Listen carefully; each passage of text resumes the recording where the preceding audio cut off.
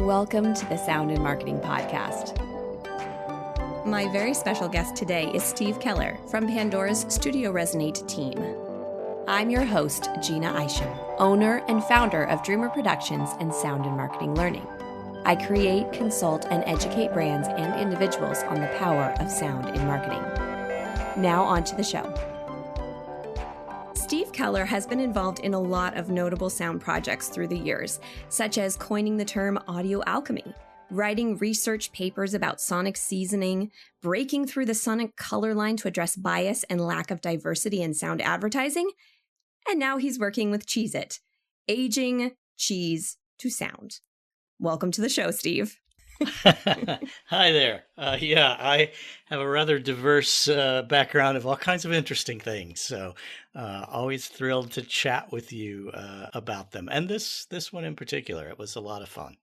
I think it captures everybody's attention when they see that, to think that cheese might be aged to music. So why don't you walk us through this? Was this Cheez-It came to you? Was this something that you and Studio Resonate and Pandora and all of them came up with a crazy idea? How did this come about? This starts with science. It starts with a study in Switzerland. Thilo Hun, one of the researchers, worked with a university there to take pieces of music and age cheese to that music that was just playing 24/7. And we'll get into what that's all about a little bit later. But what they found in this study was after 6.5 months, there were some perceptible differences in the aroma and the flavor of the cheese, particularly in the cheese that was exposed to a hip hop track. A couple of folks at Leo Burnett, Charlie Volanakis, and Michael Shirley, saw this research that came out around 2019 and decided that they thought this would be something fun to do with Cheez-It. So they were looking for partners and approached Pandora originally to help curate a hip-hop playlist to play to cheese. So that was where we got involved. In the course of that conversation, one of our sales reps said, well, there's this guy at Studio and Resonate named Steve Keller who does all kinds of weird stuff. So more than likely he knows something about this. So let's bring him into the conversation. And I had a meeting with the creative team at Leo, as well as our sales team, let them know that I actually was familiar with this research, and that if we were going to do this, yes, it's fun, but let's be true to the science and see where that takes us. How did it become more about science than just curating a playlist?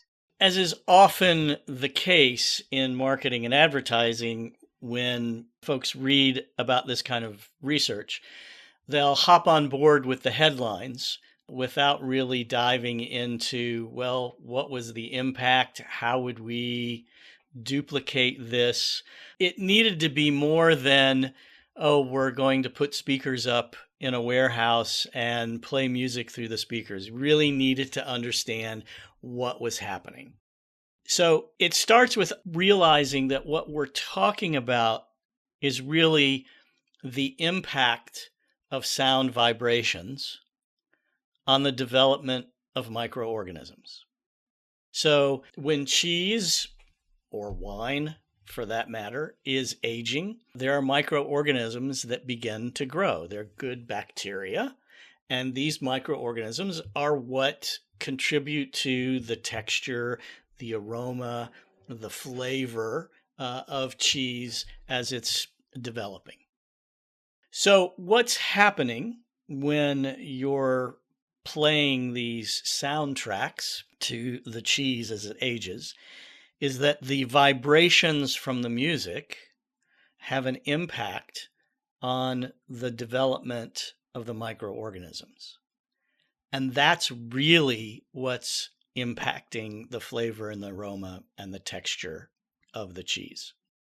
So understanding that to begin with, there were two things that we needed to think about in terms of the science. One was, how do we make sure that these vibrations are permeating the cheese enough to make a difference? And then the second thing was that we did want to be true to the original science. They played a number of different music tracks. As I said, the one track that seemed to have a difference on the aroma and flavor and texture of the cheese was a hip hop track, but bringing the science back to it in terms of replicating it and understanding vibration, it was probably less about a genre of music, and it was more about certain frequencies and rhythm and tempo in the track that they used in the experiment, which was jazz. We got it from a Tribe Called Quest. So what we needed to do to set up the experiment was first to create the audio stimulus that we were going to use. We had our hip hop curator, J1, pull together a mixtape of tunes that ultimately was going to be pushed out to the general public so that they could listen to tracks that were used or inspired by the tracks that we used in the experiment. And then we took that list, looked at the tracks that were closest in frequency and tempo to that original Tribe Called Quest track, and selected those tracks. And then we did two things. One, we beat matched the tracks, which meant if we took the original track, which was, I think, around 92 beats per minute, anything that we used, we time compressed or time stretched the track to make sure that it was exactly the same tempo. So if one of the tracks we used might be 96 BPMs, we would slow it down to 92 or speed it up, whatever the case would be. And then the other thing we did was took a look at kind of a frequency analysis of the track from the original experiment and tried to choose tracks that were in a same frequency range. And a few of the tracks, we adjusted the EQ slightly to bring the tempo and the frequency in line. Then the next thing we needed to do was make sure that we had a consistent rhythm all the way through. We couldn't have fade outs. We couldn't have the tracks drop the beat for any extended period of time. So in addition to beat matching, we beat mixed these tracks together, which basically meant we overlapped them. We kept the rhythm going all the way through. And at the end of that process, we ended up with one long track that was a montage of these beat matched tracks that was 44 minutes long. So that was going to be our audio stimulus. So that was the first thing that we had to deal with for the first part of the experiment. The second thing was, okay, how do we ensure that we're maximizing the vibration? Again, it couldn't be that there was just a speaker set up beside the cheese. We knew from the original experiment, because I had a few conversations with Thilo around what they were doing. And we knew that they'd actually affixed a speaker to the bottom of the box that each of the cheeses that they were experimenting on were aging in. So we decided to use transducers. Transducer basically takes audio input, translates it into vibration. And if you hold a transducer in your hand and you run a music program through it, it'll sound like it's coming through a telephone speaker if you were holding up an old school telephone and hearing kind of the tinny music or sound that's coming from it.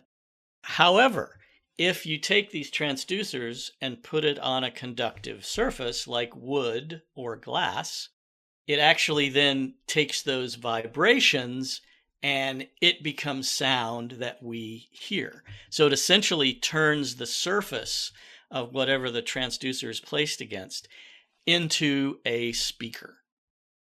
So we used 4 transducers. We went to the plant that manufactured the cheese in Rupert, Idaho, and the cheese was being aged in 4 drums. So we put a thin layer of plywood over top of those drums, latched it down tight so that there was, connection between the drum and the wood. And then we placed the 4 transducers with 4 amps on top of the wood. We put our program into an MP3 player that then played through the amps, through the transducers, turning the wood into speakers and sending a really powerful vibration through the drums where the cheese was aging. So, anything that was sitting on top of the wood that the transducers were on was bouncing around because the vibrations were so strong. Then we took that entire contraption and put it into a corner of the warehouse. And I felt a little sorry for the warehouse workers at the cheese plant that for the next 6 months, we're going to have to deal with hearing the same 44-minute loop of hip hop music over and over and over again. I was going to ask how many weird looks you got when you started setting this up. How many people were like, are they out of their mind? What is the point of this? There were certain guys you could tell that they weren't so sure they were going to want to listen to that. But then there were some guys who were like, ooh, I want to get transferred into the warehouse shifts because they heard some of the soundtracks as we were putting it together and loved it. Again, honestly, because of the way it works with the transducers, it wasn't as if we had filled the entire warehouse with sound. It was fairly isolated to the area where the cheese was. We potentially could have wound up with similar results if we'd had somebody with a hammer that for 6 months would pound out at a consistent rhythm, a rhythm that would translate into vibration, that would translate into an effect on the liquid and the cheese as it aged, and consequently the microorganisms.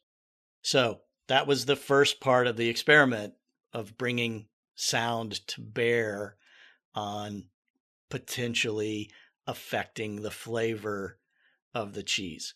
Very different from other work that I've done in cross-modal science, where we look at what we're putting in your ears, how it can actually shape your perception of flavor.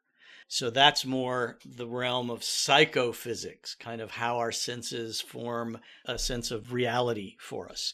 This was more about psychoacoustics, how the physics of sound, and in this case particularly vibration, could have an impact on the environment or on these microorganisms.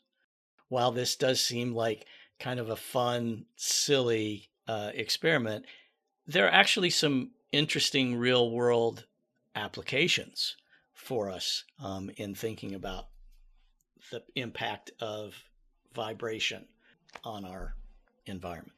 I wouldn't expect any less. I know you don't do things just for the silliness. I know that you want to better the world through sound, just like I do. Where we can. Wherever we can. And I'm curious too, I keep going back to these warehouse workers. I wonder if they were stationed nearby for the entire 6 months, what was the effect on them, the Pavlovian effect? Right. Like, do they hear a certain rhythm, or do they hear if they hear Tribe Called Quest, do they think of cheese? Well, that's something we'll need to go back and revisit at some point. It wasn't something we were trying to control for or even research for. Interestingly enough, as a sidebar, when we think about playlists in environments, particularly in retail environments, one of the things that's often overlooked, brands will, pay attention to how they're day parting the music during the day. Do they want to have consumers speed up or slow down at different points, who is their target consumer, what's the music that they would be listening to, how does it capture something that's specific to a brand identity. But often it's the workers in these environments that aren't thought about. And so sometimes if you're not careful in building a retail playlist, you'll have it too short, so that somebody over the course of their shift may have to hear these songs looped back around again and again and again. And that's not good for them. So, the really great companies that provide playlists do take that into account. And that's why you need hundreds of pieces of music in a playlist to avoid that. Well, and I spoke with someone about directional sound a year or so ago, and we were talking, I had a specific example where, as an employee, because I worked at Meyer & Frank, which is a offset of Macy's, right out of college. And I used to work in the fine china area, and I hated working in the fine china area because it was across from the home appliances. And there was a Dyson vacuum kiosk with a little TV across from it with that guy with the really soft British voice was talking. Mm-hmm. And it was like a minute long, and it just looped and looped and looped. And I didn't do it, but other people would go over and just turn it off. And right. Because it was driving the employees crazy. And I was just like, this is where directional sound would come in very handy, because then I wouldn't have to listen to that sort of thing. But I digress. I digress. Exactly. So that was where we left it. I left Idaho, said goodbye to the folks at the plant there, and then we had to wait for 6.5 months. And I would check in from time to time and say, is our loop still playing? Have we had any issues with anything? Just to make sure that there weren't any dropouts or anything that would affect the experiment. So, shall I take you through to the next step after that? Yes, I was curious, and maybe you have another step before this, but what was the response from Cheez-It? What was the response from Cheez-It consumers? Yeah, I mean the consumers come a little later in the process, because the plan was we would age this cheese. Hopefully, we would see that it did have an impact on the flavor. And then the cheese that was aged would be turned into Cheez-It. That would be part of a limited edition run of Cheez-It with the sonically aged snack, as we called it. Aged by Audio was the campaign. I think you can still go to agedbyaudio.com to go to some of the info around this. So obviously there was a lot of promotional material that went into this. And so this was going on in the background, continuing to kind of tweak our consumer playlist, which obviously was going to be much more diverse, a lot more differences in tempo, in artist, and the amount of tracks. So we continued to tweak the consumer-facing playlist that would be part of the promotion. We wanted to have an artist tie-in. So Sway worked with us on the promotion. And then there were a whole series of videos, interviews, social media, things that were all built around the marketing of the product that would come later down the road. I hope you're enjoying the show. Stay tuned for next week for the conclusion to our interview. Don't forget to subscribe on all the major podcast channels, share with friends, follow, and rate. Spread the word because, well, more people should know about this stuff. I know you know that now. For any other inquiries, you can find me on LinkedIn, Twitter, and Facebook. You can also email me at Gina, Jeanna, at dreamrproductions.com. All links will be provided in the show notes. Let's make this world of sound more intriguing, more unique, and more on brand.